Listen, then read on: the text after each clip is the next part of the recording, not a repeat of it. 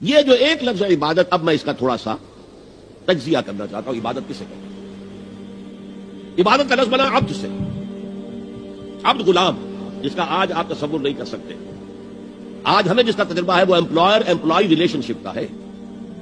آپ نے کسی کو بطور مزدور رکھا ہے، شام تک کام کرنا ہے، 100 روپے دینے ہیں، وہ آپ کا ملازم ہے، غلام نہیں ہے.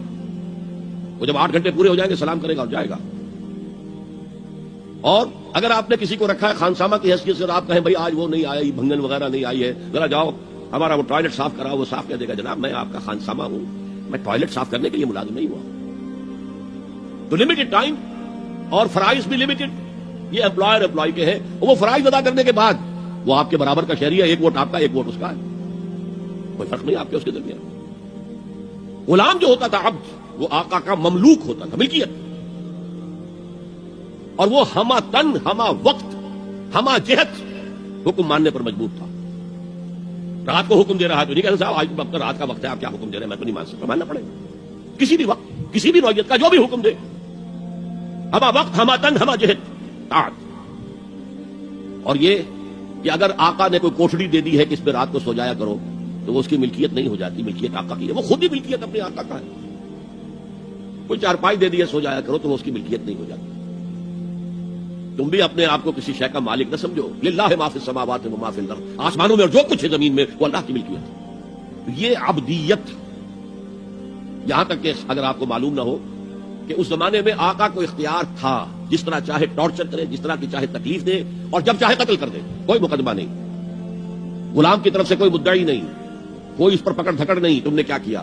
بالکل جیسے آپ کی بکری تھی، آپ نے ذبح کی اور گوشت پکا کے کھا لیا. کوئی آپ سے پوچھ سکتا ہے میری ملکیت تھی بکری، میں نے اس کو ذبح کیا، گوشت کھایا، تم کون ہوتے ہو پوچھنے والے؟ اسی طرح اگر وہ آقا جو ہے وہ غلام کو قتل کر دیتا تھا تو اس پر کوئی پوچھ گچھ نہیں تھی، کوئی بات پوچھ نہیں تھی. اس معنی میں اللہ کے غلام بننا، ہما تن ہما وقت ہما وجوہ ہما جہت، اللہ کی غلامی، اللہ کی اطاعت. یہ ہے عبادت کا ظاہری پہلو، یا میں کہا کرتا ہوں عبادت کا جسد، عبادت کا ظاہر، عبادت کا جسم جو نظر آتا ہے. ایک ہے عبادت کی جان یا عبادت کی روح جو نظر نہیں آتی. ہماری جان کہاں ہے؟ کسی کو نظر آتی ہے. روح کہاں ہے؟ کسی کو نظر آتی ہے.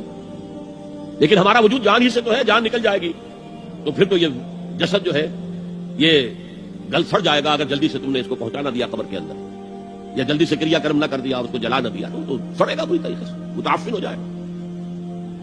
تو اگرچہ قرآن مجید میں محض اطاعت پر بھی لفظ عبادت کا اطلاق ہوا ہے.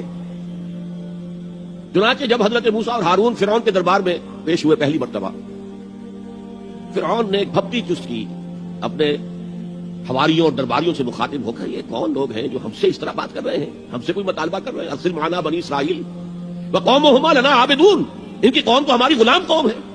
ظاہر بات ہے کہ وہ فرعون یا ان کی قوم کی پرستش نہیں کرتے تھے، عبادت نہیں کرتے تھے، لیکن چونکہ اطاعت پر مجبور تھے لہذا اس کے لیے لفظ اس نے استعمال کیا عابدون، قومہما لنا عابدون.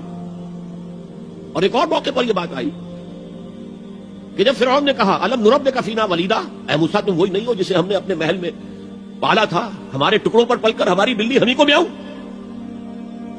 تو حضرت موسیٰ نے کہا وَتِلْكَ نِعْمَةٌ تَمُنُّهَا عَلَيَّ أَنْ عَبَّدْتَ بَنِي إِسْرَائِيلَ، تم بڑا احسان جتا رہے ہو میرے اوپر کہ میں تمہارے محل میں پلا بڑھا ہوں، جبکہ تو نے میری پوری قوم کو غلام بنا رکھا ہے. عبدت، تو عبادت کا اطلاق محض اطاعت پر بھی ہے، چاہے وہ خواہی نہ خواہی ہو، مجبوری سے ہو، کراہت کے ساتھ ہو، لیکن یہ اطلاق اس پر ہوتا ہے. یہی وجہ ہے کہ آج کے دور میں جو جدید مفکرین ہیں اسلام کے، انہوں نے اس اطاعت کے پہلو کو اتنا نمایاں کیا ہے، اتنا نمایاں کیا، اس لیے کہ عام لوگوں کے ذہن سے یہ تصور گزر گیا تھا نماز روزہ حج زکات عبادات ہو گئی بس، اور کون سی عبادت چاہیے تمہیں. تو ان کو بتانے کے لیے نہیں، پوری زندگی میں اللہ کی اطاعت، ہما تن ہما وقت ہما جہت ہما پہلو اطاعت. تو یہ صحیح بات ہے کہ جو ایمفیسائز کی گئی، اور آج بہت سے لوگوں کے سامنے یہ بات آ چکی ہے، بہت بڑی تعداد میں امت اس حقیقت کو جان چکی ہے کہ اسلام صرف مذہب نہیں، دین ہے. یہ مکمل نظام حیات ہے، یہ مکمل ضابطہ حیات ہے، اور اس سب میں اطاعت مطلق اللہ کی درکار ہے. لیکن ایک پہلو ابھی پوری طرح اجاگر نہیں ہوا. اللہ کی عبادت میں اگر وہ بالاکراہ ہو رہی ہے، طبیعت کے خلاف ہو رہی ہے، تو وہ منافقانہ اطاعت ہے. جیسے کہا گیا یہ منافق نہیں نماز کے لیے کھڑے ہوتے مگر کسل مندی کے ساتھ اور بہت ہی طبیعت پر جبر کر کے. کیا کرے، اس معاشرے میں کوئی مسلمان سمجھا ہی نہیں جا سکتا تھا جو نماز نہ پڑھتا تو نماز تو پڑھنی پڑ رہی، وہ منافقت. اللہ کی اطاعت کاملہ اس کی محبت شدیدہ کے تحت، اس کے شکر کا جذبہ، اے اللہ تیرے لیے حمد ہے، کل شکر تیرے لیے، کل ثنا تیرے لیے، اس شکر اور محبت کے جذبے سے والذین آمنوا اشد حبا للہ، اہل ایمان تو وہ ہے جو شدید ترین محبت کرتے ہیں اللہ کے ساتھ. تو اللہ کی اطاعت مطلق، اس کی محبت شدیدہ کے ساتھ دو چیزیں جمع ہوں گی تو پھر وہ اللہ کی عبادت بنے گی.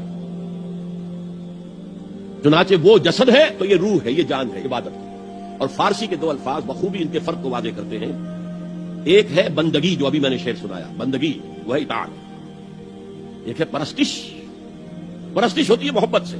کوئی زر پرست ہے، کوئی شہرت پرست ہے، کوئی اقتدار پرست ہے، کوئی وطن پرست ہے، کوئی قوم پرست ہے، کوئی خود پرست ہے. یہ پرستش، پرستار کہہ دیتے ہیں آج کل جو مختلف ایکٹرز اور ایکٹریسز ہیں، ان کے جو پرستار ہیں، پرستار کہلاتے ہیں. تو اللہ کی پرستش کے ساتھ اس کی اطاعت مطلقہ جمع ہوں گے تو عبادت بنے گی. یہ تو ہو گیا عبادت کی تعریف کا معاملہ. اسی لیے امام ابن تیمیہ اور ان کے شاگرد جو سب سے بڑے شاگرد ہیں حافظ ابن قیم، انہوں نے عبادت کی تعریف جس طور سے بیان کی، امام ابن تیمیہ نے زیادہ زور دیا اطاعت پر، اور حافظ ابن قیم نے، وہ چونکہ صوفی مزاج آدمی تھے، انہوں نے مقدم رکھا محبت کو. العبادت تجمع اصلین، عبادت دو چیزوں، دو بنیادی چیزوں کو جمع کرنے سے وجود میں آتی ہے. غایت الحب مع غایت الذل والخضوع، حد درجے کی محبت اللہ کی اور حد درجے میں اللہ کے سامنے بچ جانا، گر جانا. سر تسلیم خم ہے جو مزاج یار میں آئے، جو حکم ہے حاضر ہے پروردگار، جو حکم ہے حاضر ہے. اچھا، بعض چیزیں اس عبادت کے ساتھ زمینوں کے طور پر ہیں. مثلاً دعا، الدعاء مخ العبادہ، اور یہ بھی فرمایا الدعاء هو العبادہ.